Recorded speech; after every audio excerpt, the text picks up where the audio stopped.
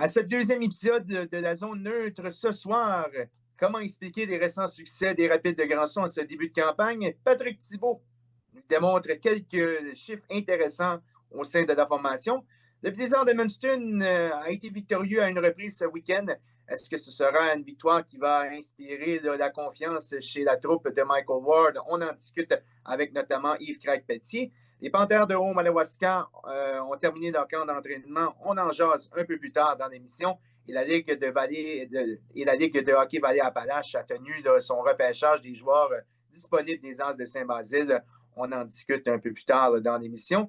Et on termine le tout avec deux entrevues ce soir, notamment avec André Mercure, entraîneur-chef des Pionniers M13-3A du Nord-Ouest, et Zachary Michaud des Rapides de Grand-Sault, pour en discuter de cet excellent début de saison des Rapides de Grand-Sault. Tout ça dans cette deuxième émission de la Zone neutre. Salut messieurs, comment allez-vous? Ça va bien? Bien. Ça va super bien. Bonne fin de semaine sportive, à votre avis, là, pour faire ce tour d'horizon? Écoute, en autant qu'il y a du hockey qu'on peut aller suivre, moi, mon chum, ça fait partie de nos week-ends. Le golf est-il terminé, M. Pelletier? Une autre semaine, mon ami Gilles. La semaine prochaine. Combien de départs cette saison? 90. C'est bien. Et Pat, assurément, tu as couvert les activités des Rapides, donc tu vas être certainement occupé de cette fin de semaine du côté de Grand-Sault. Oui, c'est ça. Oui, 2 bons matchs, 2 victoires, donc ça va bien du côté des Rapides. D'ailleurs, tu m'as mentionné hors d'onde que tu as des chiffres très intéressants là, pour ce début de saison fulgurant des Rapides de Grand-Sault. Bien, c'est ça. Écoute, si on peut attribuer le succès des Rapides, premièrement, c'était difficile de prévoir quelle sorte d'équipe qu'on aurait sur la patinoire en début de saison avec tous les changements qu'on a vus. C'est une équipe renouvelée complètement. Donc, l'identité de l'équipe comme telle, on s'attendait à quoi? Une équipe physique, une équipe, parce qu'on a passé vraiment avec du gros gabarit à un moment donné. Là. Est-ce qu'on a une équipe rapide, une équipe forte défensivement? Bien, en bon terme d'anglais, all of the above. C'est toutes les trois. On est capable de jouer vraiment ces trois facettes de jeu-là. D'un match à l'autre, on est capable de dominer nos adversaires là-dessus. Et en plus de ça, si tu regardes les unités spéciales dernièrement, écoute, l'équipe tout de suite a une moyenne d'efficacité de 24,4 d'avantage numérique, 11 buts comptés, c'est premier dans la division Nord. Et à court d'un homme, malgré que l'équipe écope pas mal de pénalités à un moment donné, mais écoute, des fois, c'est pour des bonnes raisons. Là. On se défend très bien, 84,5 moyenne d'efficacité, deuxième derrière le Blizzard d'Edmundston, justement, de la division Nord. Donc, quand tu regardes tous ces chiffres-là, et en plus de ça, il faut penser qu'offensivement, moi, je n'ai jamais vu, depuis que je couvre l'équipe, là, ça fait quoi, 8 ans, là, des joueurs se démarquer autant. Tu penses à Nathan Plamondon-Michaud. Écoute, ce gars-là, dernièrement, il a connu toute une fin de semaine, premièrement, mais là, il domine l'équipe avec 9 buts, 8 passes, 17 points, 10e meilleur compteur de la Ligue. Il a 3 buts en avantage numérique, 1 but en désavantage numérique, ce qui excelle à court d'un homme, 2 buts gagnants. Là, tu as Jonah Laird également, qui a une bonne saison, 6 buts, 10 passes, 16 points. Zachary Michaud également, avec 5 buts, 11 passes, 16 points. 2 buts en avantage numérique. Loïc Francoeur, 6 buts, 6 passes, 12 points. 3 buts en avantage numérique, 2 buts gagnants. Oliver Plant, 4 buts, 5 passes, 9 points. Et tu as le défenseur Mathis Cyr, qui lui s'implique dernièrement offensivement. Il joue très bien défensivement, mais il peut appuyer l'attaque, puis il compte des gros buts dernièrement. Donc là, je t'ai nommé 6 joueurs. Est-ce que j'ai déjà nommé 6 joueurs du côté des Rapides qui étaient capables de se démarquer autant offensivement? Je ne pense pas. Moi, je dirais, Pat, aussi deux choses. Premièrement, les gars semblent se plaire à jouer à Grand-Sault. Ça fait quelques-uns là, que je fais des entrevues après les matchs. Mais c'est certain, quand une équipe gagne, le bonheur est facile. Mais les joueurs semblent se plaire d'être à Grand-Sault. Peut-être par le passé, ça a été difficile d'attirer des joueurs, mais là, ils sont là. Puis semblent avoir beaucoup de plaisir à jouer au hockey à Grand-Sault, en tout cas. Bien, c'est ça. J'entends tes entrevues, justement, je les écoute, puis tu vois la différence dans leur voix, leur ton de voix. Puis je peux dire que ça se voit sur la patinoire aussi. Donc, je pense que oui, ils aiment ça jouer à Grand-Sault. Puis quand tu gagnes, ça va bien, par exemple, il faut le dire. Donc, ça va bien de ce côté-là. Je pense que la chimie est bonne. Là. Puis les gardiens, vos gardiens et tout font la job, là. Ah oui, ça c'est sûr. Disons, Adam Lecourt, c'est tout un gardien de but. Écoute, ceux qui ont vu la partie d'hier, c'était extraordinaire. Il a sauvé son équipe. il tenait une avance de 1-0 à un moment donné, jusqu'en troisième période. Ça aurait pas été de lui, là. Puis tout quand lui avait l'avantage du jeu en deuxième période complètement, là. Peut-être, Pat aussi, il y a tellement de profondeur dans l'équipe qu'hier, à ma grande surprise, à côté de nous, sur ce qu'on appelle la galerie de presse à Granceau, il y avait Loïc Francaire, Isaac Allard, puis Mathieu Ferdinand qui n'étaient pas habillés, puis c'est des réguliers d'équipe. Donc, j'ai l'impression que l'entraîneur veut faire une rotation, puis se servir de tout son personnel, puis c'est surprenant de voir que 3 joueurs comme eux étaient, je pense qu'ils avaient joué toutes les autres parties. Oh, là, se retrouvent dans les gradins, ça semblait être leur tour, là. Oui, c'est un avantage. C'est sûr. Jamais qu'on a vu ça avant, un avantage comme ça. Donc, tu peux dire qu'il y a plusieurs joueurs qui peuvent se démarquer et d'un soir à l'autre, il est capable de donner des petites pauses, si tu veux, à des joueurs clés, là. J'imagine que ce n'est pas ça que les joueurs veulent, avoir une pause, non. Mais à un moment donné, pour l'ensemble de l'équipe, là. C'est ça. Très intéressant de voir que les Rapides connaissent du succès. Là, on leur souhaite le pur bonheur, là, une participation en série, là, certainement là, une première de son histoire. Ça augure bien pour l'instant. Du côté du Blizzard d'Edmundston, il craque certainement une victoire qui va faire du bien au moral de l'équipe. Là, on a eu un aliment un peu réduit au cours des dernières semaines, mais on a notamment reçu là, de l'apport offensif de William Labranche qui est revenu là, de son séjour avec le Drakkar de Bécomo. Donc, ça a aidé à la cause. Donc, victoire de 6-4 contre Pictou County. Malheureusement, la défaite contre les Rapides de Granceau. Mais est-ce que tu crois que cette victoire-là va apporter un élément positif à la formation de Michael Ward? Ben, c'est sûr que le retour de William Labranche, moi, j'ai vu une différence complètement sur le premier trio. Les gars s'adaptent bien ensemble. Fournier joue bien avec Labranche ainsi que Darren Thompson. Ça a fait toute une différence. Mais vendredi, écoute, on a subi un revers. On a eu un laps de à peu près 6 minutes 30 secondes en première période que je pense qu'on a oublié de s'habiller, on a oublié de se présenter ou de débarquer de l'autobus. Mais après ça, la deuxième et la troisième, les Blizzards étaient dans le match. Écoute, on a marqué, si tu prends les 2 dernières périodes, ça a fini 2-2 les périodes. Mais écoute, ils ont donné un meilleur show, disons la deuxième et la troisième. Mais malheureusement, il y a ce laps de 6 minutes qu'on était habitué à voir l'an passé avec les Blizzards, mais c'est le Blizzard qui marquait des buts à profusion dans 4 à 5 minutes de jeu. Puis là, cette année, on peut voir l'inverse qui s'est produit à Granceau. Malheureusement, c'est un revers contre les Rapids. Les Rapids, c'est une forteresse à Granceau, invaincu encore. Écoute, vraiment, là, pour le Blizzard, on doit sortir de là la tête haute. Oui, OK, on a mal joué 6 minutes, mais le restant du temps, on a bien joué. Et puis, on s'est présenté le lendemain soir au centre Jean d'Aigle avec le couteau d'un dent. On a bien sorti, on a pris l'avance. On s'est fait remonter par Pictou. Pictou, c'est une bonne équipe. L'équipe qui a fini en finale l'an passé. Donc, ce n'est pas des petites mouches à feu. Et puis, ils ont montré qu'ils sont capables d'évoluer dans ce circuit-là. Ça a mené 3-3. Mais immédiatement après ça, on dirait que les Blizzards ont rouvri la machine, ont marqué 3 buts dans l'espace de 5 à 6 minutes pour prendre l'avance 6-3 après la deuxième période. Et le match était clos à ce moment-là. Mais écoute, il y a des joueurs qui sortent de l'ordinaire un peu. Tu as Darren Thompson qui a disputé toute une partie. Je pense à Noah Bro qui joue du gros hockey dernièrement. Moi, lui qui cesse de m'impressionner, c'est en défensive, c'est Robichaud, Zachary Robichaud qui écoute, comme on le parlait lors de la diffusion, il évolue à toutes les sauces présentement. Avant ça, on disait occupe-toi de la défensive, mais à cette heure, on l'implique offensivement, puis il joue bien son rôle, puis il se plaît à jouer offensivement également.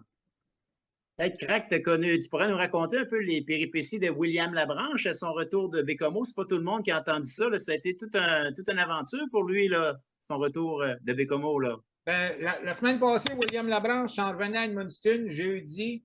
Et sur l'heure rendu à Rivière-du-Loup, il a pris son téléphone, il a téléphoné l'instructeur Mike Ward ici. Est-ce que je peux être en temps pour la pratique? Est-ce que je vais me présenter à la pratique? L'autre, il dit, gars, viens, puis on verra c'est quoi qui se passe. Il accroche le téléphone. 10 minutes après, un autre téléphone, c'est Bécomo qui le rappelle, qui veulent l'avoir pour jouer le même soir. Donc, à Bécomo. Chemin, monte à Bécomo, joue le match, rembarque dans son auto le vendredi matin et se rend dans la région d'Edmundston. Il est arrivé vendredi soir. On n'a pas voulu qu'il joue le match à Granceau, c'est raisonnable aussi. Mais le lendemain, il était à son poste sur la glace. Puis écoute, toute une aventure pour William. Ils n'ont pas dit que les voyages forment la jeunesse? C'est ça, exactement, oui. Allons Écoute, du côté de ben là, senior, les gars. Donc, les oui, Bizarres, on s'en va sur la route en fin de semaine. On joue à Miramichi samedi et à Wesken dimanche après-midi. Ouais, puis rappelons gros les test pour les parties du rapides côté aussi. de Hein, Oui, c'est ça. Les Rapides ont un gros match Et vendredi soir contre Chaleur, hein, premier rang qui est en jeu. Puis dimanche après-midi, les Rapides vont essayer d'aller pour 9 de suite à la maison contre les Timberwolves de Miramichi. Assez rapidement, là, du côté du hockey senior, les Panthères de Haut-Madawaska ont terminé leur camp d'entraînement cette fin de semaine. Donc, pour ceux qui souhaitent voir un peu la formation qui sera dévoilée au cours des prochaines semaines, donc, premier match du côté de Ville-des-Gilles face aux Prédateurs du Témiscouatan. Vous pouvez aller vous consulter le site web du site KRTB là, dans la section équipe.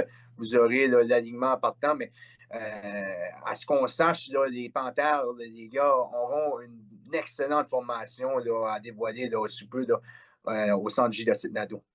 Est-ce que c'est le joueur des Panthères qui est là, Dumont, ou comme je ne me souviens pas de son nom, là, on en parle. Gabriel Dumont. Gabriel Dumont. Gabriel Dumont, il va évoluer avec les Panthères? Les Prédateurs.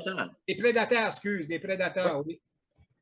Oui, donc on m'a confirmé que Gabriel Dumont va effectivement là, évoluer avec la formation cette année. Ah, ben good. Est-ce qu'il y a des gens qu'on connaît, nous, dans les Panthères? Je vais m'abstenir. Bon, on sait déjà que Jacob Long, Maxime Guimont, Dylan Lang, qui était notamment avec les As de Saint-Basile, se greffent à la formation, mais on ajoute juste ces éléments-là. L'alignement des Panthères devrait être quasi similaire à celle de l'année dernière. Donc, pour les partisans des Panthères, c'est de bon augure, certainement. Ça va être intéressant à suivre. Et Gilles, tu étais présent à la réunion de la Ligue de Vallée-Appalaches hier là, pour ce repêchage des joueurs des As de Saint-Basile. Ça a donné le ton un peu au début de la réunion, mais on sait dorénavant là, qui évoluera là, sur les équipes, là, les 4 équipes en présence cette année. Ouais, ça a été une très longue assemblée, plus de 2 ans pour répartir 9 joueurs au sein de 4 équipes, mais il y avait beaucoup de points à discuter. C'est certain qu'il y a eu retour sur toute cette histoire que les ambassadeurs sont de retour dans la Ligue. Malheureusement, ça s'est décidé au mois de juin, donc rendu en milieu octobre, il est difficile de revenir sur cette décision-là. Les équipes étaient consentantes à ce moment-là au mois de juin. Et puis là, bien, c'est ça. On a réparti avec peut-être 8 ou 9 joueurs qui étaient admissibles à ce repêchage. Donc, les équipes ont fait les sélections. Il restera à savoir si les joueurs vont, oui ou non, se rallier à ces formations pour la prochaine campagne. Et puis, et on a le calendrier. Il y avait 2 ébauches qui ont été sorties. Les équipes ont plutôt favorisé le calendrier où il y a 2 matchs par week-end, back-to-back, comme on dit. Parce que si un étudiant descend de Moncton, ben, c'est profitable de jouer 2 parties la même fin de semaine que le calendrier qui avait des fois une partie par fin de semaine. Et puis là, bien, les formations sont en ligne. Alors, il y a eu des modifications de territoire pour accommoder les équipes. Tout ça, c'est pour une période d'1 an. C'est temporaire. Est-ce que si, par exemple, les As reviennent, ils récupèrent leur territoire, etc. Rivière-Verte, le territoire a été cédé au Draveur pour une saison. Saint-Quentin au Dynamo pour une saison, etc. Alors, tout ça, c'est conditionnel. Et puis, l'an prochain, ça va devoir repasser là, dans les discussions de la Ligue. Est-ce qu'il va y avoir des matchs les joueurs qui ont été... Est-ce qu'il y a des matchs à toutes les fins de semaine, Gilles, comme tu le disais? Je n'ai pas regardé la deuxième ébauche, mais je crois que oui, parce qu'à un moment donné, on avait mis des trous dans l'horaire, mais je n'ai pas regardé la cédule-là. C'est une saison de quoi, 18 matchs ou 24? Ça serait 18. Chaque équipe va jouer 6 fois contre l'adversaire, de ce que je comprends, 3 fois à la maison, 3 fois sur la route. OK. Et le tout commencerait le 14 novembre. Donc, les équipes vont commencer là, leur saison à ce moment-ci. Et en terminant, là, seulement mentionner les joueurs qui ont été sélectionnés, les As de Saint-Basile parmi les 4 formations. Donc, le River Valley Thunder a sélectionné Andy Landry, notamment Vincent Rio et Gabriel Martin. Les Draveurs du Bas-Madawaska, Nick Jessim, Sébastien Melançon, Andrew Porter. Les ambassadeurs ont fait mouche avec Matthew Parker et Sam Cyr.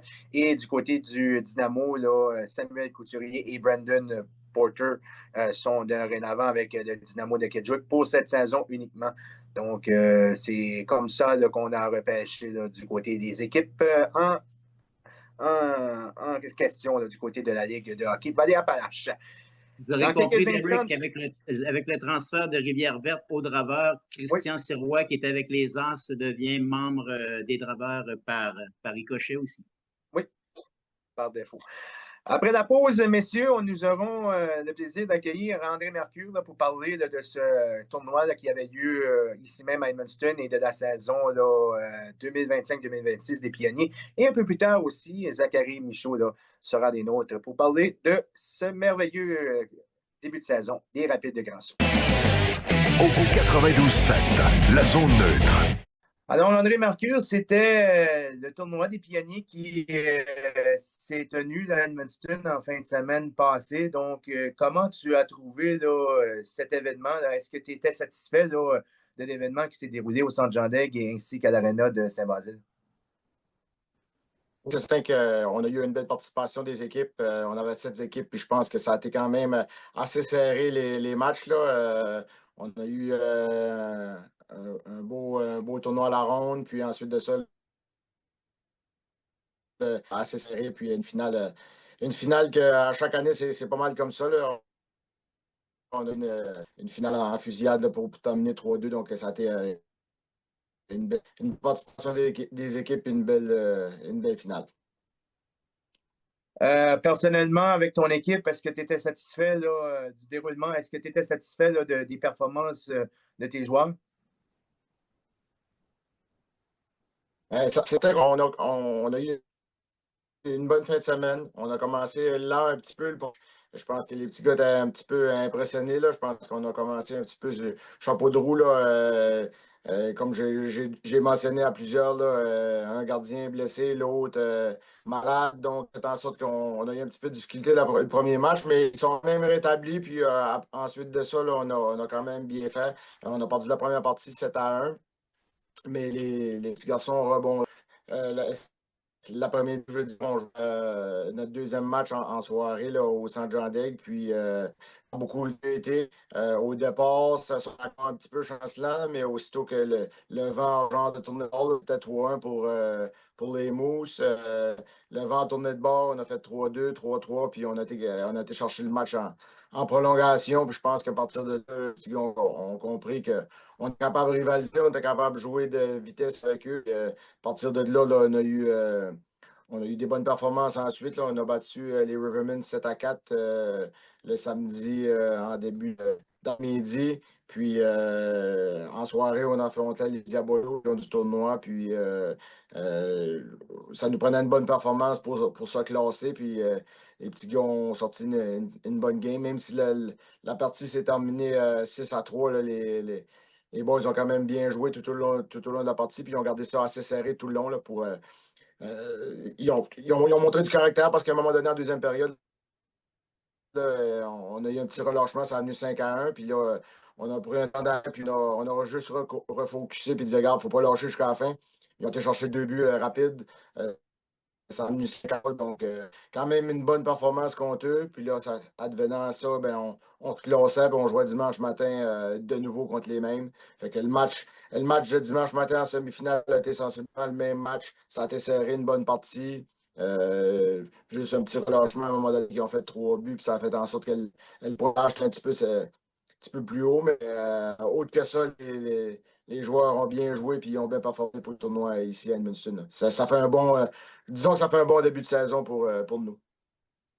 Donc, tu le mentionnes, c'est un bon tremplin, donc ça va donner confiance à tes joueurs là, afin de débuter la saison puis la poursuivre sur une bonne note.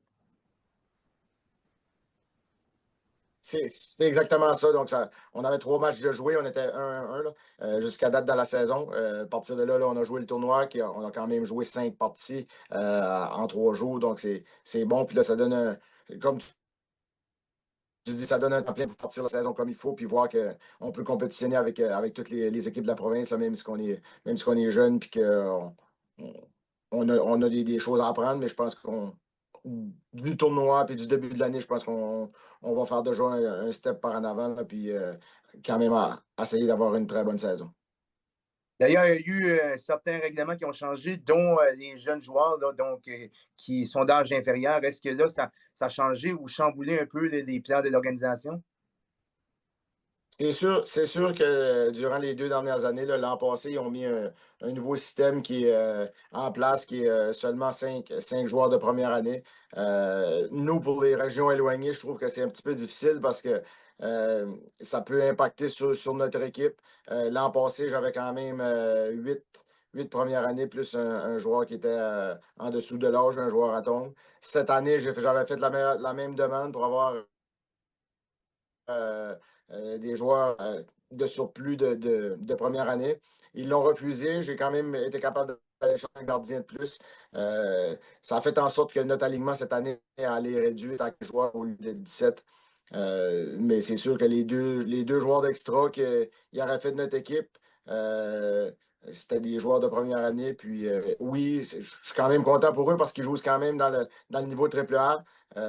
Mais ça reste qu'on aurait pu les avoir avec nous pour toute la saison.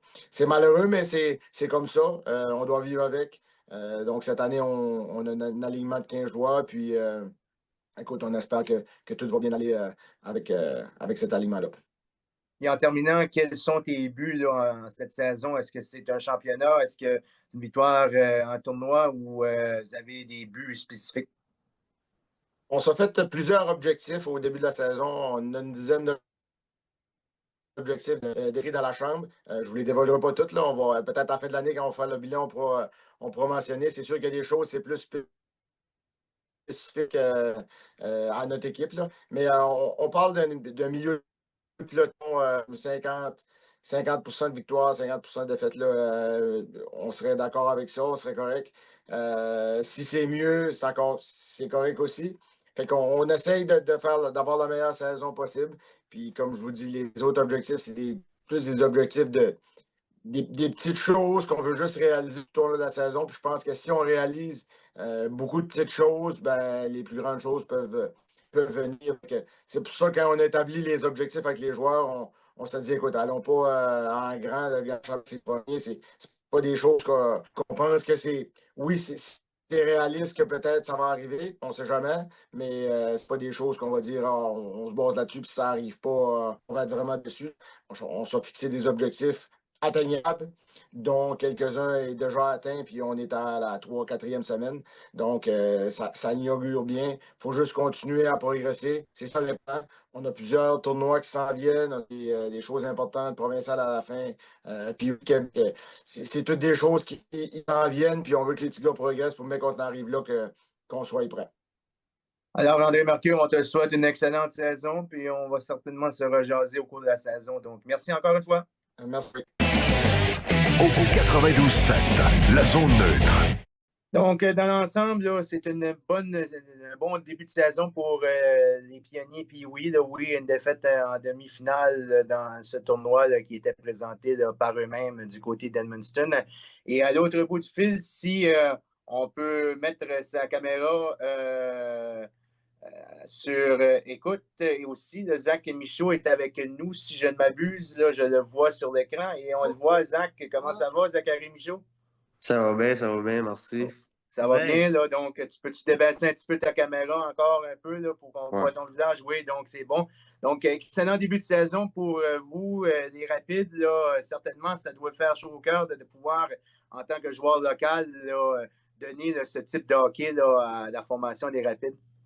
Ouais, c'est sûr que tu sais, c'est amusant là, jouer en avant de ta famille puis en avant de tes amis à chaque game à la maison. Fait que tu sais, ça fait de quoi pour jouer. Ça fait une raison pour jouer, puis ça fait ça encore plus le fun. Moi, Zachary, je suis curieux de savoir un peu, parle-nous un peu du niveau collégial, tu es allé jouer, là. Comment ça fonctionnait? Parce que tu as eu des stats quand même assez impressionnantes là-bas. C'était 2 groupes d'âge différents ou tu as joué dans le même groupe d'âge pendant les 2 saisons là-bas, là?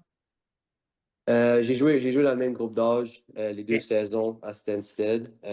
C'est comme du U19 parce que les écoles aux États, souvent, ils ont le droit d'avoir des gars plus vieux, même s'ils sont gradués. C'est différent qu'au Canada. Ils ont souvent le droit d'avoir des gars plus âgés. Mais ouais, c'était le même groupe d'âge que j'ai joué pour 2 années, la même équipe. Puis on a été chanceux la première année de gagner le championnat national. Fait que ouais, c'était une belle expérience pour sûr. Mais quand tu dis aux États-Unis, le collège Stansted, il est du côté du Québec, mais vous jouez aux États-Unis? Ouais, fait on joue plusieurs de nos parties aux États-Unis. Puis, genre, on a comme deux différentes ligues, une aux États-Unis et une au Canada. Puis, ouais, c'est ça. Fait que lui, elle, au Canada, on a eu la chance de gagner le championnat national ma première année. OK. Puis Rappelle-nous un peu, peut-être, Zachary, tu étais là, puis là, à un moment donné, tu t'es dit, j'ai une opportunité peut-être d'aller à Grand-Sault, donc tu as délaissé, puis tu as dit, je vais aller jouer par chez moi, là. Ouais, fait que ben, j'ai gradué de l'école l'année passée. Fait que cette année, j'avais des plans d'aller à Blainville dans la GMQ. Ah oui. Puis, tu sais, on a une équipe quand même forte, là. Ils ont l'équipe pour aller gagner la Coupe Memorial. Fait que ça a pas donné. Fait que là, je me suis arrêté au BCHL pour les Brooks Bandits en Alberta. J'ai été là 3-4 semaines. Puis, tu sais, les gérants de Grand Saut, puis le président, puis ça, tu sais, c'était toujours un intérêt que j'avais, jouer à la maison. Puis, j'ai pris la décision de revenir. Écoute, 5 buts, on se passe, 16 points, ça va bien. Là, on t'a jumelé avec quand même Plamondon Michaud puis Reed Calder, je crois, hier. Donc, tout a bien fonctionné pour vous. De plus en plus, tu sembles être à l'aise aussi sur la patinoire au Juniora, là. Ouais, c'est sûr que, tu sais, au début, c'était un peu différent. Tu sais, j'avais eu de l'expérience un peu en Alberta, puis au camp d'entraînement de Blainville. Mais dans la Ligue 7, les gars, tu sais, sont tous un peu plus vieux. Puis, ça fait ça, tu sais, un petit challenge. Fait que, non, c'est le fun. Patrick Thibault qui couvre l'équipe, là, certainement, l'acquisition de Zachary Michaud là, a apporté un autre souffle à l'équipe, l'identité de l'équipe. Comment tu vois là, cette acquisition là, de Zachary? Là? Ben, Zachary, je regarde tes stats tout de suite. 11 passes, disons, c'est toi qui mènes l'équipe. Toi, peux-tu te dire que toi, tu es un fabricant de jeux plus qu'un compteur, selon toi? Ouais, tu sais, je pense que j'ai toujours eu le touch à fabriquer des jeux. Tu sais, c'est sûr que c'est le fun de scorer, mais moi, je trouve que c'est encore plus le fun aider tes coéquipiers à scorer, puis ça aide l'équipe encore plus, fait que j'aime ça. Puis je trouve que, tu sais, c'est pas tous les gars qui sont bons à faire ça, mais tu sais, moi, c'est de quoi qui m'a toujours venu un petit peu plus facile. Tu sais, même si c'est pas mon meilleur game, je vais trouver une manière de quand même aider l'équipe en faisant ça. Puis je regarde aussi l'ambiance qu'il y a, disons, au niveau de l'équipe. Là. Ouais. C'est bien. Toi, dans la chambre, là, votre entraîneur doit être content de votre performance, sûrement. Hein? Ouais, je pense que tu sais, à Grand Saut, dans les dernières années, ils n'ont pas trop gagné. Fait que c'est sûr que c'est le fun d'avoir un début de saison comme ça. Mais je pense que tu sais, on a encore beaucoup de travail à faire. Puis on a une grosse game vendredi soir pour la première position. Fait que ça va être une belle saison. à ta connaissance, est-ce que le niveau est plus élevé au BC ou dans la MHL? Euh, Quel calibre de jeu ou. Ouais, tu sais, je pense que c'est différent. Le calibre de jeu au BC, je pense que c'est plus, tu sais, un peu plus de skill, un petit peu plus jeune, il y a plus de jeunes. Mais tu sais, intensité, c'est sûr que les deux ligues sont là. Puis tu sais, une couple d'années passées, je te dirais que le BC, c'était beaucoup meilleur. Mais à cette heure, je pense que les deux ligues sont rendues pas mal égales, là. Qui c'est qu'on a vu des années passées avec les frères Nadeau? Au BC, tu avais comme 3 ou 4 formations qui sont vraiment de premier plan, puis Ouais. les autres, c'était un petit peu plus médiocre, qu'on pourrait dire. Là. Ouais, c'est ça qui arrive là-bas un peu. Tu sais, les quatre premières équipes cette année, ils sont fait pousser dans la ligue WHL, OK? qui est dans la même, disons que la Q puis la OHL. Fait que, tu sais, les équipes sont rendues un petit peu plus égales, comme j'ai vu au début de pré-saison quand j'étais là. Puis c'est sûr que c'est un différent style de jeu qu'ici à Grand-Sault, mais c'est quand même une ligue très forte, là. En 30 secondes, Zachary, avant qu'on te laisse, qu'est-ce que Mhm. tu vois là, qu'on devrait comme, améliorer afin de pouvoir battre là, comme des équipes comme Chaleur qui semblent avoir un bon début de saison puis des bonnes équipes là, en théorie? Je pense que tu sais, nos minutes de pénalité, faut que ça descende certainement. Tu sais, on a un très bon piqué, mais tu sais, c'est pas le fun de garder des gars sur le banc tout le temps durant la game de même. Mais tu sais, je pense améliorer ça, puis juste essayer de rester consistant, ça va nous aider, ça va nous aider beaucoup. Alors, on te souhaite la meilleure des saisons avec les Rapides de Grand Sault, puis une participation en série certainement. Puis on ne sait jamais un championnat, on ne sait jamais. Ouais. Ça serait le fun. Merci beaucoup. Merci beaucoup, Zachary. Et merci. Merci. Merci. Donc, les gars, là, ça augure bien. On sent qu'il y a un sentiment d'effervescence du côté des Rapides. Puis c'est fun de voir que cette formation-là, dans 30 secondes, si on peut le permettre de dire là, que ça va bien là, du côté des Rapides. Ben, je suis content. Comme on a dit tout à l'heure, Derek, les victoires amènent le bonheur. Hein? Donc, c'est déjà une partie de la recette. Là, ça, c'est évident. Puis il y a une belle ambiance dans l'entourage des Rapides. Ça, c'est clair, net et précis. Oui, puis je suis content qu'il a parlé à un moment donné des minutes des pénalités. C'est quelque chose qui inquiète un peu les partisans, c'est ça, là. Mais je suis certain que l'entraîneur Greg Lennon est conscient de ça. Puis le message passe assez souvent, je suis sûr. Là. Oui, mais en même temps, il y a une solidarité dans l'équipe. Quand tu touches un joueur des Rapides, les autres viennent faire une petite discussion avec le joueur. Puis, tu sais, ça, là, ça ne s'achète pas non plus. Tu vas peut-être pogner une mauvaise punition, mais en même temps, l'esprit d'équipe est solide, puis ils réussissent à se défendre bien par la suite. Pareil, des fois, ils se placent dans une drôle de situation, mais on réussit à s'en sortir. Pour l'instant, ça va bien. Donc, les gars, je vais vous souhaiter une excellente fin de semaine. Certainement, il y a beaucoup de sport qui va être en enjeu là, dans les prochains jours, donc les saisons de hockey. Et aussi, j'aimerais prendre un petit moment pour féliciter toutes les équipes de soccer, là, que ce soit de la PTA ou de la Cité des Jeunes, qui se rendent aux régionaux et aux provinciaux. Donc, certainement, là, une mention spéciale à eux qui travaillent avec acharnement pour atteindre ces buts. Sur ce, je vous souhaite une agréable soirée, puis on se dit à la semaine prochaine, les gars.